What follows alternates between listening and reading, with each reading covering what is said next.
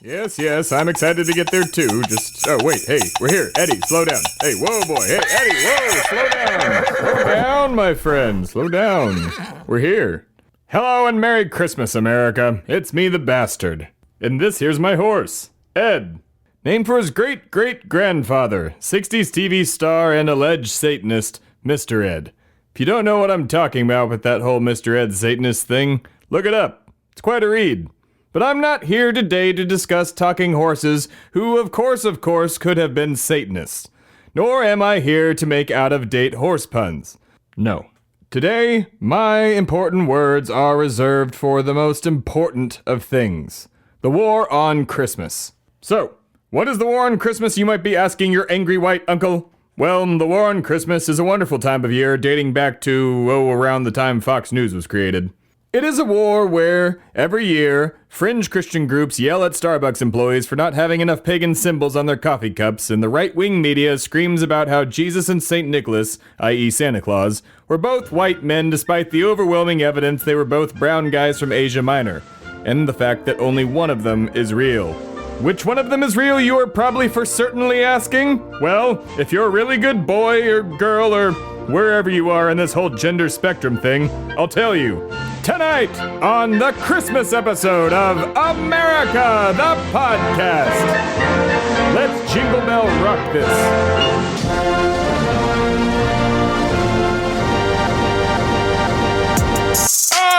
It's good to be back.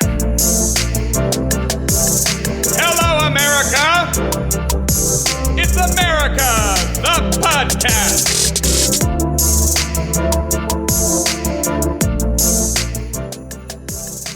So you just walked right out of jail? How is that even possible?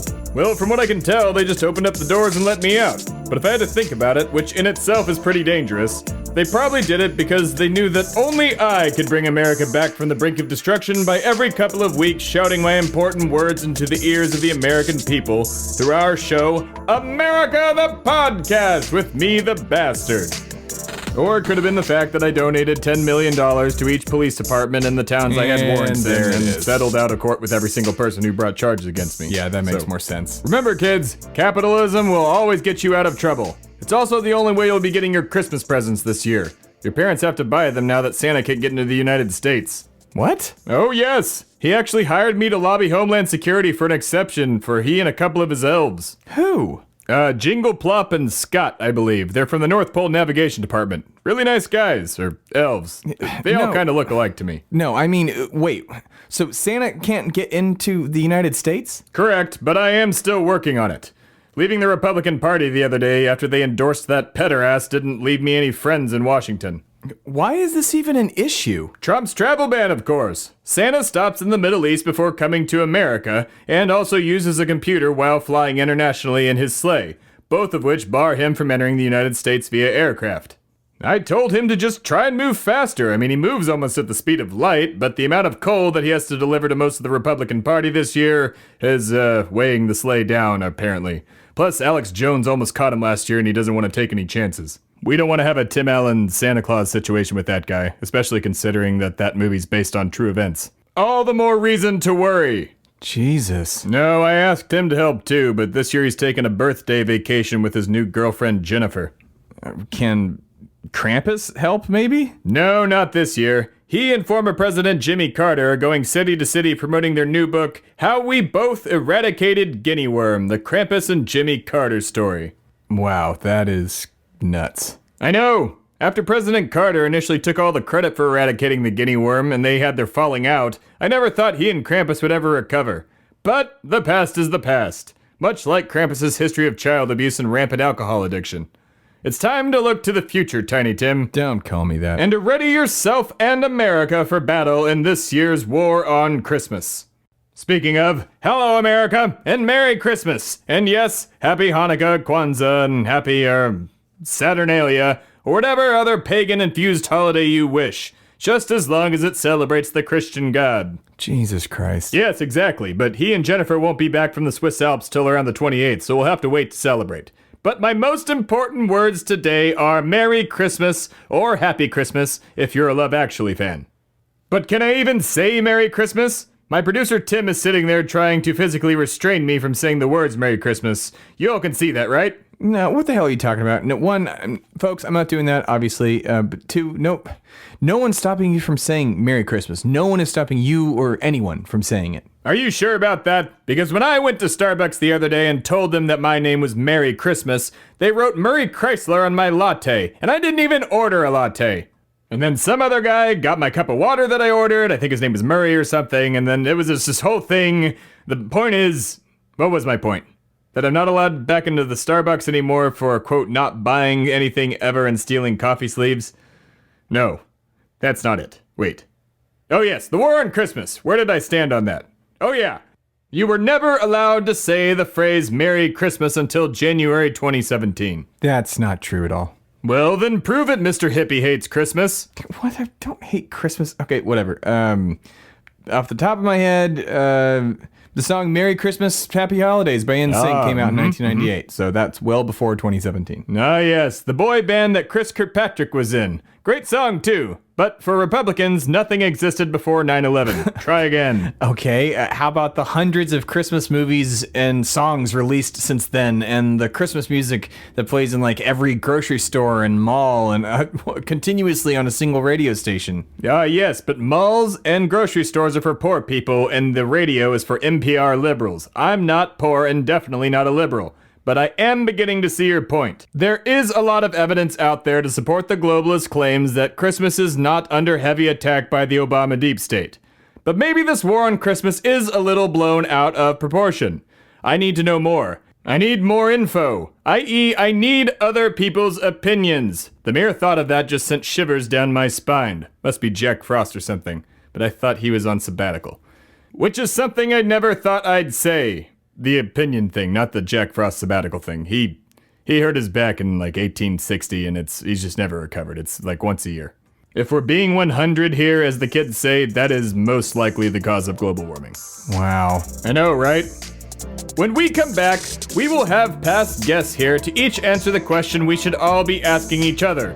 How are you, insert name, doing battle in this year's war on Christmas? And I'm going to be interviewing everybody, because I'm on parole and can't go anywhere. Don't go away. It's America, the podcast!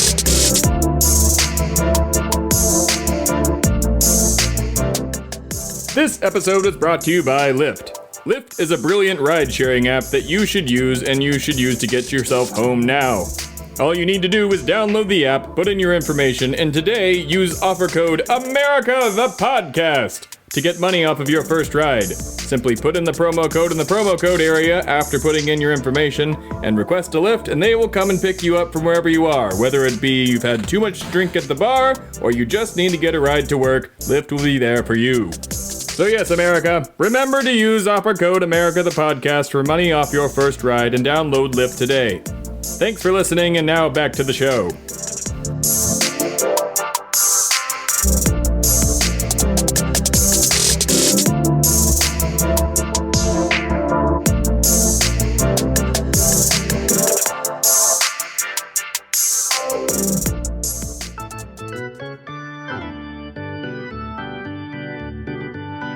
And we are back. And once again, Merry Christmas, America. From me, the bastard, to you, America. As you know from listening to this, the War on Christmas episode, several times a day until America, the podcast season 2 comes out at the end of January, you know that we have been talking on this War on Christmas episode about the War on Christmas. Did I say the War on Christmas enough? Yeah, probably a little too much, but yeah, just keep going. Oh, I will. Now, the war on Christmas affects all of us every year. Every man, woman, child, and puppy in this country. And as we do every 2 weeks on this America the Podcast, we find out what the American people think. So, with us today are several guests from this past season, Season 1 of America the Podcast. Here to share their thoughts and how they've been affected by the war on Christmas. I have asked each of them a singular question. How are you battling in the war on Christmas this year? First, we have frequent guest Michael Sizemore from the Brews and the Boys podcast on the Waffle Butt Media Podcasting Network. Hello, Michael. Thanks for coming back. Yeah, thanks for having me. I had a great time when I was here last time, except for the part when the bastard put me down in a basement, so... Well, just to clarify, it was 2 times, and, you keep coming back, so that's kind of on you. And all certain kidnapping participants have all been paid off, right? Right. All right. So, Michael, how are you fighting in this year's war on Christmas? So, how am I participating in the war on Christmas? Well, ever since the bastard left me down in the basement, I had a lot of time to think about the dark side of myself, and I've become a Satanist, and I have decided to go to Starbucks around the country and replace all of their red or green cups with black cups with our Lord Senpai's name on there. I've also decided that it's time to take Christ out of Christmas. We got to take the Christ out of Christmas. So I don't even say happy holidays. I don't even say season's greetings. I say demon's greetings. And I've decided that the bastard deserves this because he loves Christmas so much that I will spend the rest of my life to do nothing but destroy that pagan holiday and make it what it needs to be, which is taking the Christ out of Christmas. We should just call it Mus or Xmas, but no Christ in there. Let's take it out. Ah, Satanism, Christianity's ugly cousin. You should talk to my horse about that. His grandfather was a Satanist, and he might have a lot of insight for you. Also, you do know that the X stands for Christ in Greek, the X in Xmas. So maybe just take the X out completely and, just be Mus? It's not Christmas, it's not Christmas, it's not Xmas, it's just Mus. Well, wise words from a very wise football enthusiast, whose show, Brews and the Boys, you can catch every Tuesday on the Waffle Butt Media Podcast Network and any podcast directory that you wish. Blah, blah, blah. Next, we have another podcaster from the Waffle Butt Media Podcast Network because my producer is a self-promoting globalist shill. Well, you're not wrong there, but, it's capitalism. I thought you'd like that. I do. The word moist does come to mind. That's disgusting. With us today is the host of the songwriting podcast, The Schwegcast, out on the Waffle Butt Media Podcast Network every other Wednesday opposite our show, America the Podcast, and the first person to ever interview me publicly following my exile. Please welcome Sam Schwegler. Thank you for coming back, Samuel. Hello, Mr. B. Now, I understand that you are quite upset about a war on another holiday that is going on right now. Please share with us. So, every year, it's the same thing. We go holiday season after holiday season, and it always feels like what is the most valuable in this season is always what is under attack. Every year it's, buy one, no down payment, easy down payments. What? I don't know. Everything I want to see where this like goes, that, though. Simple marketing and stuff. America was built on this idea of capitalism, so I'm not too surprised. But every year, the war gets worse and worse and worse. I love Hondas just as much as the next guy over, and I love capitalism. Capitalism has some great, fantastic aspects to it. But at the end of the day, we got to think, is Happy Honda Days, is that becoming spiritualized? That is the war I am talking about today. In this war on Christmas, Happy Honda Days every year seems to be etching further and further to being spiritualized.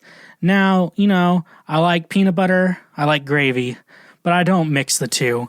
That is something that is highly disruptive to the fabric that is America, and we must stop it at its source. We must go bridge by bridge and tear each one down, and better yet, we must grapple the strings that tie what the fabric of America is together. We must fight in this war this year. We must fight like we have never fought before. Just like in the third Lord of the Rings movie, where they fought hard and hard and hard for peace on Middle Earth. We must fight today to keep Happy Honda Days from being spiritualized. Now, that's what I have to say on it. I want to continue this fight over On my Twitter, you can go hit me up at Sam Schwegler, and that is the best place to do it. But I want you to join my army, Schweg's army, into fighting this pig that is the spiritualization of Happy Honda Days. Thank you so much. Wow. Well, that was, interesting to say the least. And insane, right? That was insane. Yeah, that was definitely something. But I cannot deny that Sam Schwegler is a man after my own heart with his thoughts on capitalism and starting a private army, because that sounds like a cool idea. But trust me, it's harder than you think. Every year I pester Santa Claus to militarize his elves, and that goes to deaf ears and rosy red cheeks. Moving on. Like all holidays, sometimes your loved ones cannot be with you, or your producer is just too cheap to fly them out. Man, yeah, all right, fine. That's what I thought. Since some of our former guests cannot be here today, we have them here over the phones. Ah, the wonders of technology. First up, we have Stella Arzola from the Nazi episode, which got me arrested for hunting Nazis. I do not regret it. Hello, Stella. Welcome back to America the Podcast. Yeah, thanks for having me back. You are very welcome. Now, how are you participating in this year's War on Christmas? And to celebrate the war on Christmas, I'll be having a glass of mulled wine made from the blood of my enemies. Oh. Well, that was, terrifying to say the least. Follow-up question, have you been hanging out with my Satan-worshipping horse? Never mind, we don't have time for that. You know what? We're done with the phones. This is getting bleak really fast. I don't know where you stand on this. I don't think any of us do. Well, like most War on Christmas warriors, none of us do. Full disclosure, the War on Christmas was just created to get Sarah Palin more TV time. Are you serious? I don't know, probably. So, we're going to go to our very last guest and life partner of our producer, Tim. And from what Tim says, a very big fan of the War on Christmas, Miss Alana Matos, from our immigration episode and our first episode. And I think another one, but probably not. Hello, Alana, and thank you for coming back. Yeah. Is something the matter? Oh no, nothing at all. You said you would be cool. You said I wouldn't have to be interviewed by him. Why wouldn't you want to be interviewed by the greatest talk show host ever spawned by America? Me, the bastard. She's still mad that you... That you kidnapped me twice. Yes, and then I apologized and paid all of you damages, as per the court order. You paid us in Russian rubles. Hey, I told you 100,000. I just didn't specify what currency it would be in. It's barely $1,700. Listen, it's not my fault you didn't read the contract right. So, now, Alana, how are you celebrating and or participating in this year's War on Christmas? The War on Christmas is stupid and made up, and you're stupid for fighting in it. Okay, fine. If I give you each $1 million, will you get off my back for kidnapping you? And by the way, I still say I borrowed you. Wait, seriously? Of course. You're all family to me. And it's Christmas. The War on Christmas. The season of yelling at Starbucks employees and spreading capitalism like a plague. A plague that most certainly will be brought about by the globalists to turn us into gay frogs. Or the Republicans for trying to bring about the end times. Wait, this is $1 million American dollars, right? That's our show! God damn it. So, what did we learn today, Tim? That the War on Christmas is made up by Fox News and to always read your contracts. Exactly, especially when you are a kidnapping participant. The War on Christmas may have been made up by Fox News and fringe Christian groups, but nonetheless, we will fight every single year for it to not exist. I think that's right? I don't know, maybe. I don't know! But like all things, this is a learning experience, something we do frequently here on America the Podcast, which you can tune into every other Wednesday with Season 2 starting January 31st, 2018. So, that's the end, America. We want to thank you for listening, and please have a safe and happy holiday. God bless Christmas, God bless America, and God bless you. Good night. It's America the Podcast!